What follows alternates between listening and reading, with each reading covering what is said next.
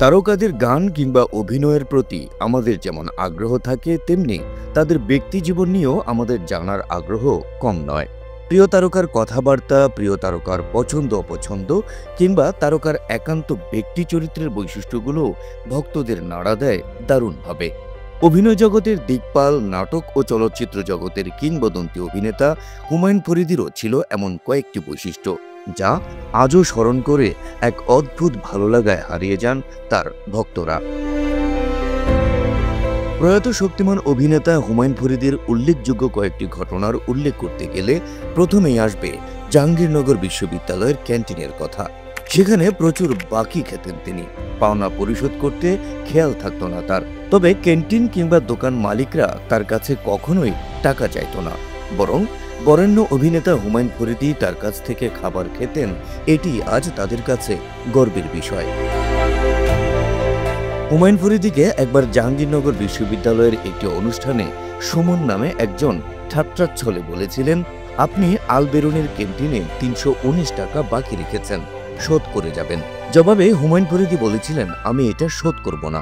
সবাই কৌতূহলের সঙ্গে সমস্বরে জানতে চাইল কেন তিনি ক্যান্টিনের পাওনা টাকা শোধ করবেন না। হুমায়ুন ফরিদি তখন উত্তরে বলেছিলেন, আমি এই ক্যান্টিন, হল, ক্যাম্পাস, এই বিশ্ববিদ্যালয়ের মানুষগুলোর কাছে আজীবন ঋণী থাকতে চাই।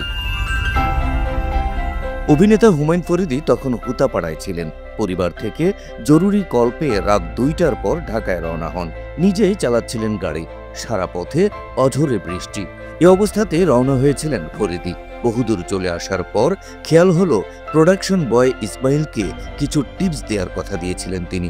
বুকের ভিতরটা আচমকা মোচড় দিয়ে উঠল তার। ভাবলেন এই টিপসের জন্য নিশ্চয়ই অপেক্ষা করে আছে ইসমাইল। হুমায়ুন ফরিদি সে বৃষ্টির রাতেই গাড়ি ব্যাক করিয়ে ফিরে এলেন হুতাপাড়ায়। ইসমাইলকে টিপস দিয়ে তারপর আবার গাড়ি চালিয়ে ফিরেছিলেন ঢাকায়। কথার খেলাপ করার মানুষ ছিলেন না হুমায়ুন ফরিদি।